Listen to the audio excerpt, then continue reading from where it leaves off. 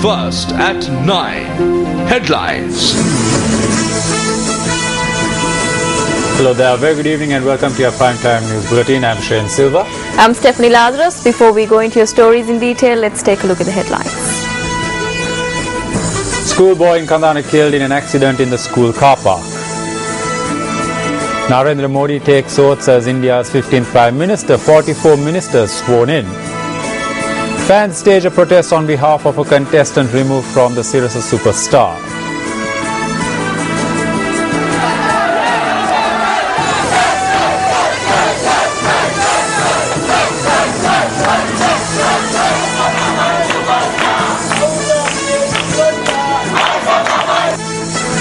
And boat capsizes in Habradu were no casualties reported. 6 fishing boats catch fire in Tangol. On to your top story tonight. Narendra Modi took oaths as the 15th Prime Minister of India in New Delhi today.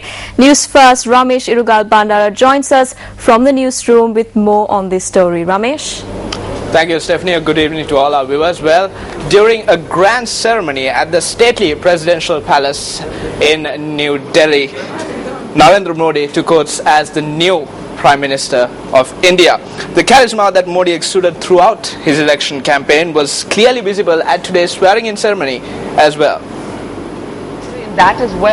Dressed in a white full-sleeve kurta and a beige waistcoat, Narendra Modi arrived at Rashtrapati Bhavan for the oath-taking ceremony around 6 p.m. local time. Sri Lankan President Mahinda Rajapaksa was also among the state leaders who attended today's event. Narendra Modi, aged 63, was sworn in as India's 15th Prime Minister by President Pranab Mukherjee at a grand open-air ceremony in the forecourt of the majestic Rashtrapati Bhavan, which was watched throughout India and in international capitals.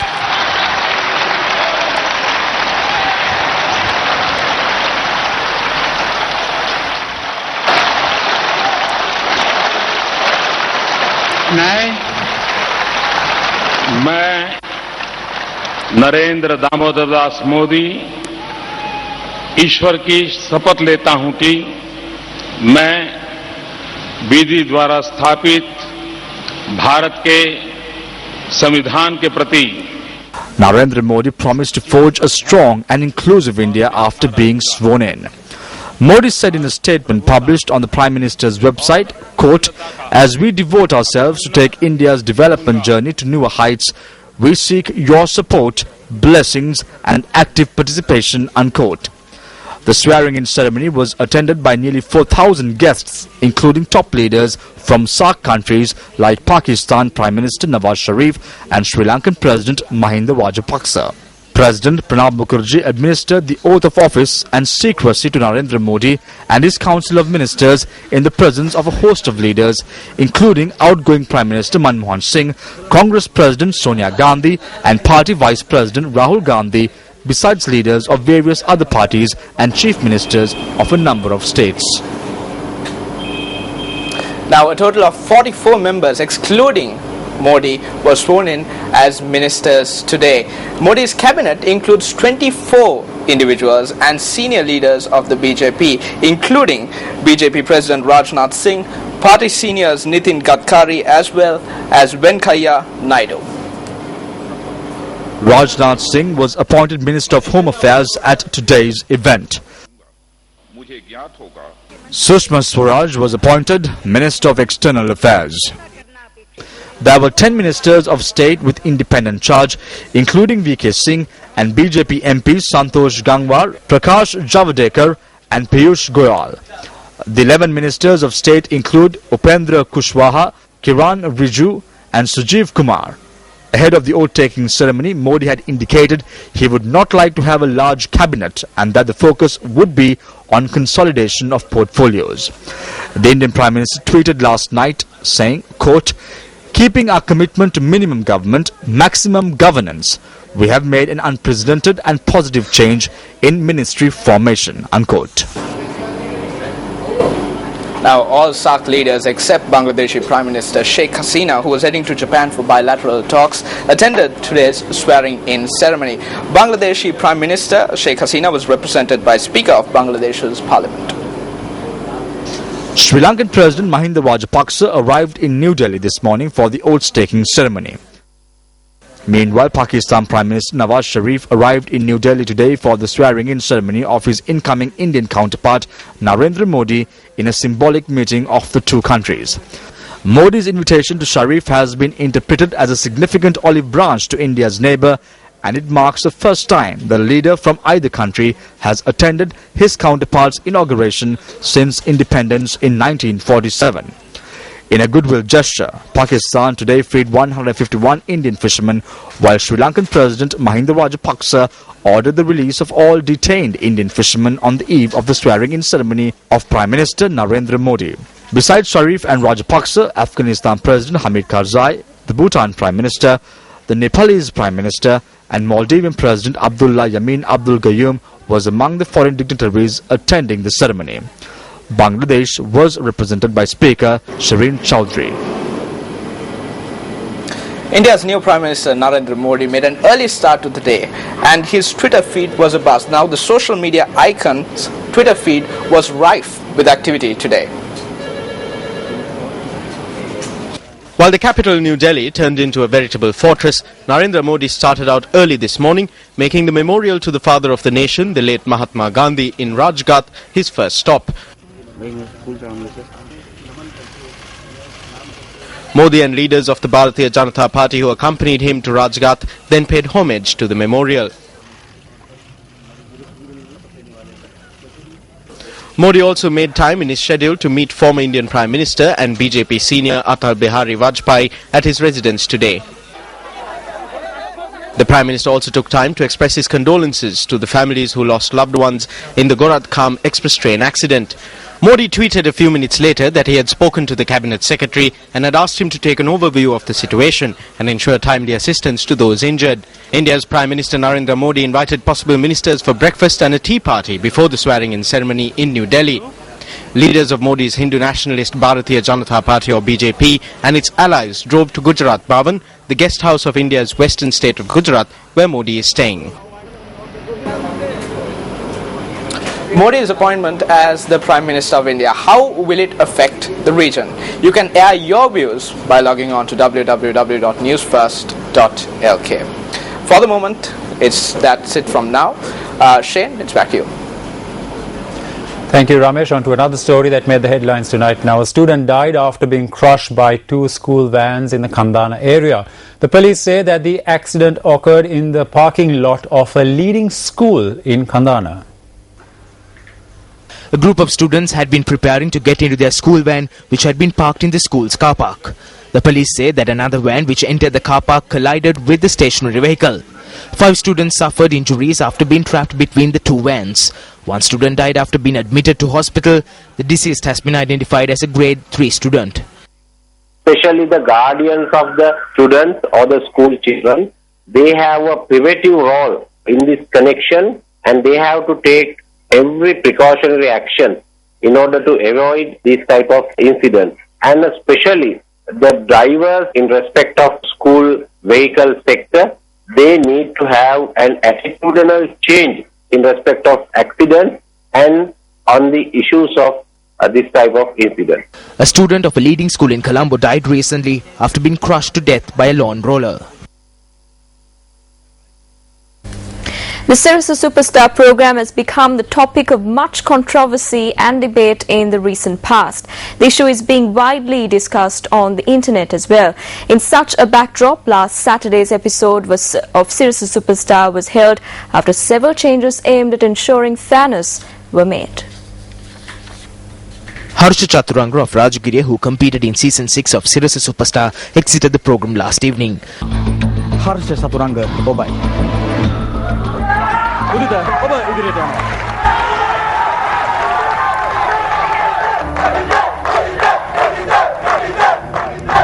A short while after this, a group of protesters made their way from Rajagiriya to Capital Maharaja organization's head office. The protesters demanded that Harsha Chaturanga be given another opportunity.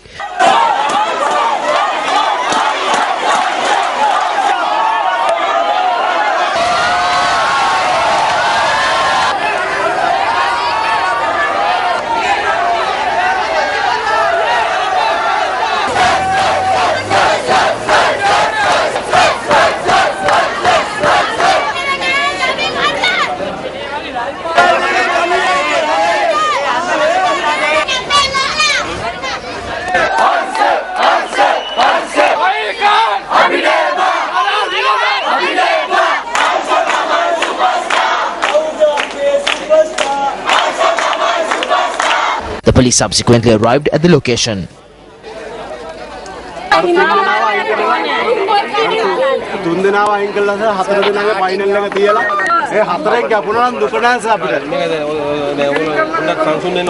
The police dispersed the protesters by suggesting that discussions be held the next day.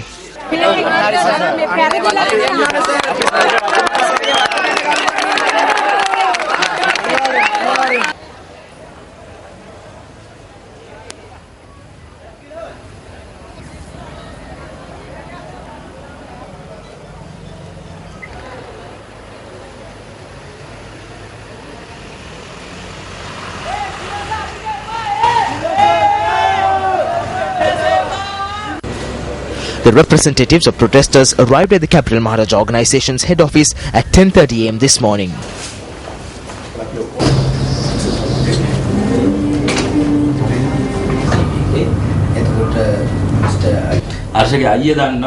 දවස් කීයක් මං මේ හර්ෂගේ අයියට කතා කරලා තියෙනවා මෙයාගේ සමහර කාරණා සම්බන්ධයෙන්. ඒ කියන්නේ කිව්වත් කිව්ව දේ නෙමෙයි කරන්නේ. දැන් අපි මුලින්ම ඒක කියන්නේ නැහැ නේ කවුරුත් කියන්නේ. ඉතින් ඒ කරුණාකරලා අපි හරියට සාකච්ඡා කරමු. එහෙම නැත්නම් මේ සාකච්ඡාව ඔයාටත් Let us engage in proper discussions, else this will be of no use for both parties and it will be a waste of time for both parties. I am not saying that Harsha will fail because Sirasa doesn't support him. He has already reached a certain level. පැහැදිලිවම මම ඒක කියන්නේ නැහැ. හැබැයි හර්ෂය ඇවිල්ලා තියෙනවා එක ස්ථාවරයකට. හැබැයි හර්ෂය ඇවිල්ලා තියෙනවා එක ස්ථාවරයකට.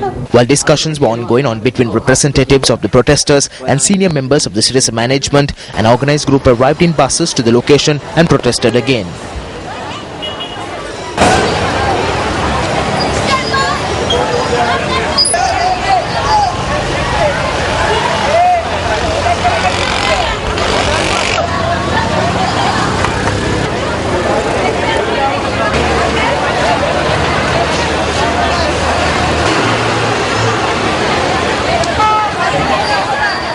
Discussions were immediately suspended by the management. The representatives of the protesters were asked to remove the protesters from the vicinity. The police also arrived at the location. The representatives of the protesters took steps to remove the unruly assembly.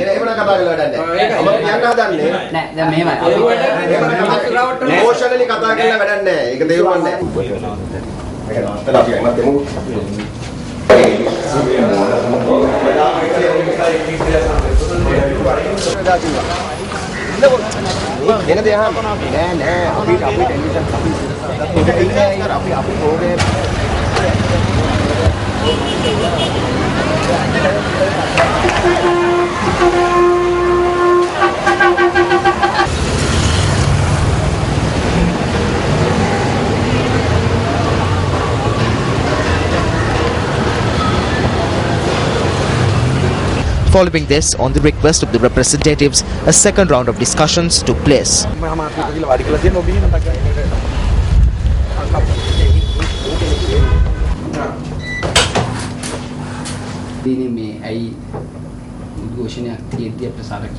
මෙයාට සිරස හම්බුණා. සිරසෙන් මෙයාව ඉදිරියටම ගෙනාවා. හතරවෙනියටම ගෙනාවා. අද එයා හොඳ තැනක ඉන්නවා. අවංකව නෑ කියන්නේ. හර්ෂට තියෙන්නේ අපිත් එක්ක තවත් එකට ඉඳලා ඉස්සරහ මේක තමයි මේ රියැලිටි වැඩසටහනේ හර්ෂ මේ හතරවෙනියට ඇවිල්ලා හතර දෙනා අතරට ඇවිල්ලා Harsha was selected to the last four. Then 3 others were brought in and he had to exit the program. This is not fair. We held discussions with the officers of Sirasa. It is Sirasa TV and Sirasa Superstar that introduced Harsha to the country. They assured us that they will help Harsha build his career. We accepted it and concluded the discussions.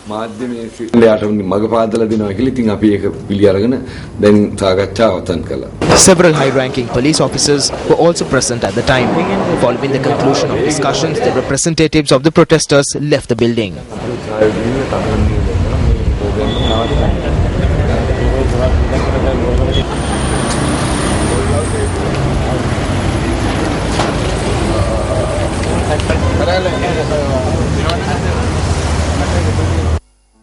The final prize money the winner of Sirasa Superstar Season 6 stands to win is 10 million rupees.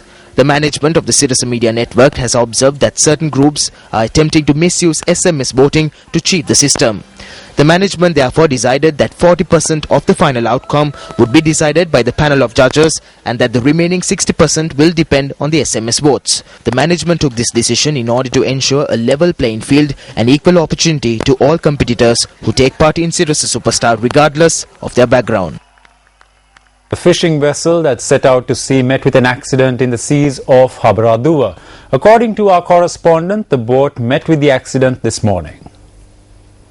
The Dinetputa fishing vessel set out from the Devata Fisheries harbour at around 4 am. 9 fishermen were on the vessel when it set out. According to the police, a fisherman on board the vessel had called the police emergency hotline and informed that the vessel had overturned at around 6 am. The police had relayed this message to the Habaraduwa Naval Unit, who in turn had informed the Gaul Naval Camp. When they were pulling in the nets, a large wave came and struck this vessel. The vessel sank. When it was sinking, they jumped onto this vessel.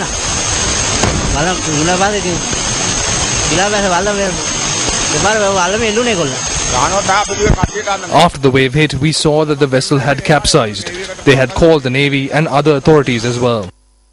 The fishermen who were hanging on top the remains of their vessel were rescued several hours later by the Navy and 2 other fishing vessels.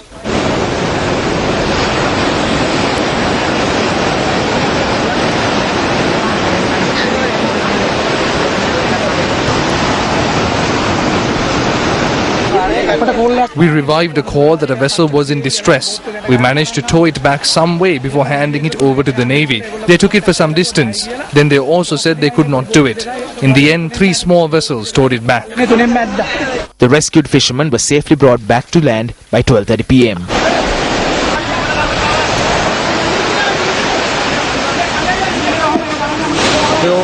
The vessel overturned. We were able to get on top of the boat and wait until we were rescued.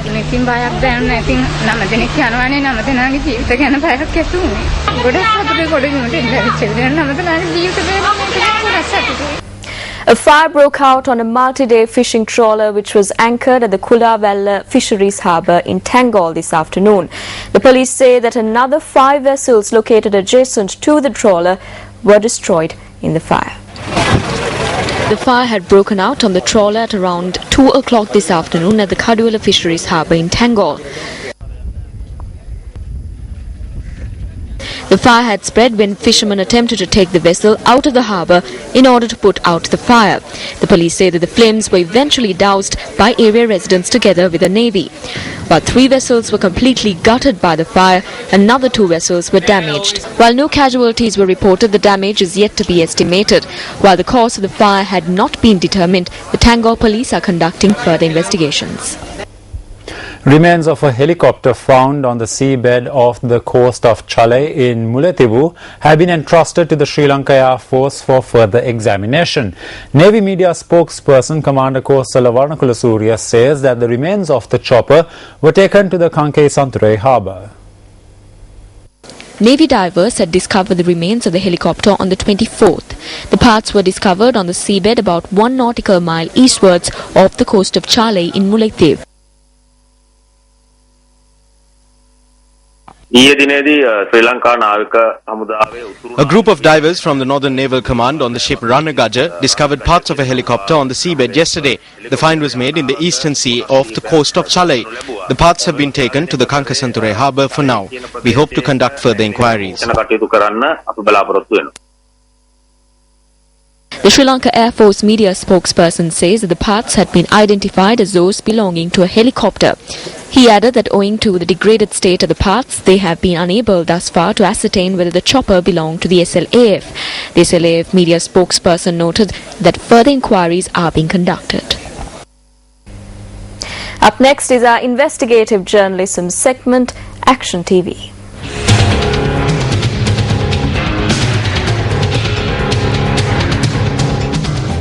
This 14-kilometer stretch of road, which is open even at night with no supervision whatsoever, falls across the Madhuroya National Park. Action TV has highlighted on several occasions that although the initial plan was to build the road connecting Mahaoya and Arlagangvilla around the Madhuroya National Park, the plan was later changed owing to the requirements of security personnel during the war. Although the Director General of Wildlife opposed the carpeting of the 14-kilometer stretch of road which falls across the national park when plans were drawn up to carpet the road following the war, his opposition did not bear fruit. When Action TV carried an expose on this issue on the 14th of May last year, the subject minister responded by justifying the resurfacing of the road, citing examples as well. When a mother breastfeeds, there is some harm that is caused to her. When you have children and when you get married too, there is some harm that is caused. Isn't that so? This is satisfactory harm. In the case of satisfactory harm, there is no problem. Do you understand? Do not be saddened by this. It would be difficult to consider the speeding of vehicles on a carpeted road across a national park as satisfactory harm, owing to the fact that dubious persons have now been emboldened to the level where they are entering these parks freely and capturing wild elephant calves. The possibility that this road, which has no guard posts and is open at night, could be used for the capture of elephants from the national park cannot be disregarded. This footage bears testament to the most recent incident, which affirms that this highway in no way causes satisfactory harm to the fauna in the national park. Wildlife officers too were made aware of the death of this animal, which is rare even in the Madhroya National Park, by area residents. Residents of surrounding villages too have been affected by this road. Leopards, wild boar, deer and samba are encroaching on the village. It is very troublesome for the village. They do this because they have lost their land. Shouldn't 24-hour guard posts and speed limit signage be established on this road in order to mitigate the harm that is satisfactory or otherwise? Minister of Wildlife Resource Conservation, this is over to you.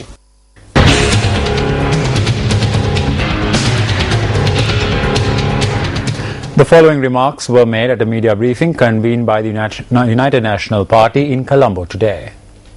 Modi දියුරුම් දෙන්න කලින්ම ආණ්ඩුව මෝඩිට ආරාධනා කරා ලංකාවට එන්න කියලා. මෝඩි දියුරුම් දීලත් නැහැ.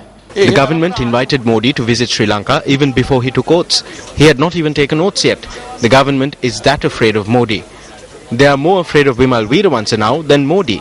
Vimal Weerawansa made 2 statements and then he was given an audience with the president who held discussions with him. He only has 2 seats in parliament. On the other hand, the government has 16 Muslim members of parliament. All 16 MPs and ministers who represent the government signed a letter to the president requesting an audience to talk about the problems facing the Muslim people. 3 weeks have passed and there have been no talks. මේ මුස්ලිම් ජනතාව මුහුණ දෙන ප්‍රශ්න ගැන කතා කරා. දැන් සුමාන 3යි. කිසිම කතාවක් නැහැ. UNP parliamentarian Sajid Premadasa says that the actions of the new Indian Prime Minister are an example for this country too. He made this statement at an event held in Netolpitiya today. MP Sajid Premadasa donated construction materials this morning for the renovation of the Isipatanaramaya Vihara in Yayawatha, Netolpitiya today. The event was organised as part of the programme being implemented in Hambantota parallel to the 21st death anniversary commemoration of late President Ranasinghe Premadasa. What is Prime Minister Modi doing at present? After gaining such a massive victory, he has decided to have much a smaller cabinet than before and fewer ministers of state, and has decided to provide an efficient and mature people's development service to the people instead of burdening them with the operations of government. He said he will eradicate corruption, fraud and thievery and ask them not to queue up before him for ministerial portfolios. What an exceptional statement. What an exceptional action. It is not the case in our country. In our country, when an MP is walking on the street, they call him over and give him a ministerial position. The 20th ABU Copyright Committee meeting and forum was held at Stein Studios in Ratmalana. The ABU Copyright Committee meeting and forum organised by the Asia Pacific Broadcasting Union was hosted by MTV, MBC and Newsfirst. Speaking at the event, ABU Secretary General Dr. Jawad Motagi commented on the importance of dialogue with governments to ensure protection of copyrights. A lot of work needs to be put in by us collectively in having a dialogue with our respective governments and ensuring that the broadcasters are protected sufficiently in tune with the technological development that we face. I take this opportunity to thank our active member Maharaja, NBC and for MTV for being such a wonderful host and for taking the lead in running several activities in a relatively short period of time. You are talking about struggling to protect your rights and manage your rights in the digital environment. there is a bounden duty on the part of the broadcasting organization in the developing country, particularly to respect the rights of the owners of intellectual property rights. So we don't know how many broadcasting organizations in Sri Lanka are even respecting the moral rights of the authors of literary and artistic. I don't know how many broadcasting organizations are even paying the royalties to the owners of literary and artistic. When it comes to copyrights, the Capital Maharaja organization wears many hats. In fact, our group represents the largest library of audio and video content here in Sri Lanka by far. And protecting intellectual property is a key factor when it comes to promoting foreign investment, which is vital for growth and development. We have to create a safe haven for innovation and not to forget our own innovators. We have to stop seeing our brightest and best having to take their intellectual properties abroad to truly reap the benefits of their creativity. It is right we must protect. Broadcasters from across the Asia-Pacific region were represented at the 20th ABU Copyright Committee meeting and forum, which saw presentations being made by industry experts. Where is the problem that we need the new treaty? It is very, very important to note. Another phase of the program to screen the Shri Siddhartha Gautama movie in temples took place yesterday, as well as at the Sunandarama Dhammaduta Piriven Mahaviharya in Gampa. Newsfirst is the media sponsors of the program.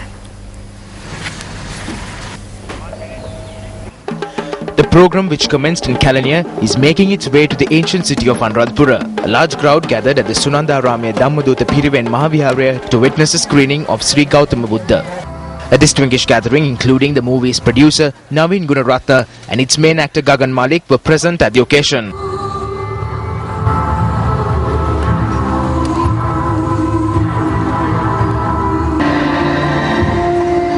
I believe that this is the time for a change for whole of Sri Lanka.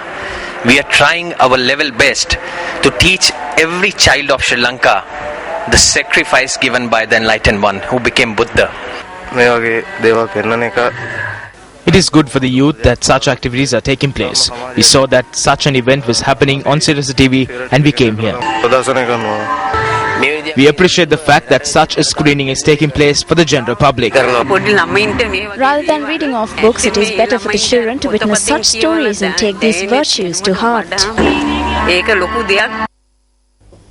Spinner Rangana Herath has been recalled into the Sri Lankan one-day team in place of injured paceman Suranga Lakmal. According to a release issued by Sri Lanka Cricket, Rangana Herath was called in as a replacement for Suranga Lakmal, who suffered an injury during the first one-day international against England. Manager of the Sri Lankan cricket team, Michael De Soisa, notes that as paceman Dhammika Prasad had already been included in the squad. Rangana Herath was brought in as Suranga Lakmal's replacement. Rangana Herath is already in England training with the Sussex country team in preparation for the upcoming test series. Shaminde Ranga, Dilruwan Pereira, Prasanna Jayawardena, Kaushal Silva and Dimut Karunaratne are also part in the training sessions. In the meantime, English skipper Owen Morgan described yesterday's 157-run defeat against Sri Lanka as one of the worst performances he has been part of. The game was worked off at Inchester Street. Put into bat, Sri Lanka posted a challenging total of 256 runs for the loss of 8 wickets in their allotted 50 overs. TM Dilshan top scored for the visitors with 88 runs, while Ashan Priyanjana chipped in with a cameo of 43 runs down the order. Harry Gunry picked up 3 wickets for England.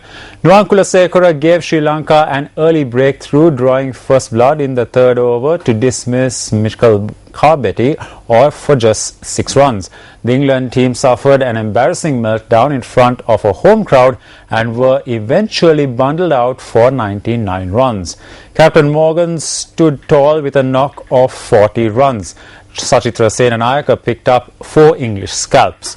The 5-match series is now level at 1-1.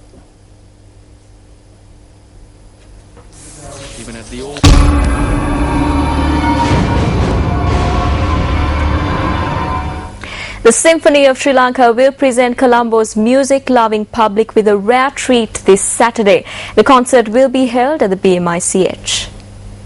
Rehearsals were held yesterday, and the concert of popular operatic choruses conducted by Gregory Rose comprises members of leading choirs in Colombo and Kandy. The orchestra will also perform some operatic classics like Verdi's Grand March, Aida, and the overture from Rimsky's Korsakov's The Golden Cockerel. The SOSL's night at the opera promises to be an unforgettable evening of choral music. The SOSL is presenting this evening as a memorial concert to Professor Earl de Fonseca.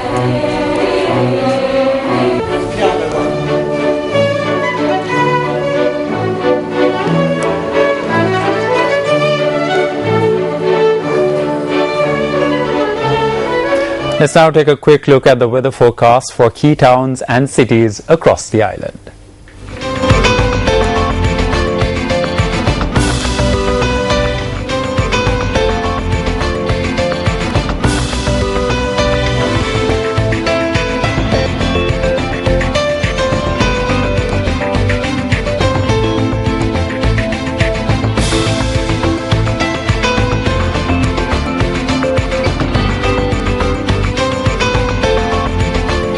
Well, there you go. That's a look at your primetime news bulletin for tonight. It was a pleasure having you with us. I'm Shane Silva. I'm Stephanie Lazarus. Thanks for joining us. Take care and good night. Hotline 0114-896-896. www.newsfirst.lk. Feedback at newsfirst.lk.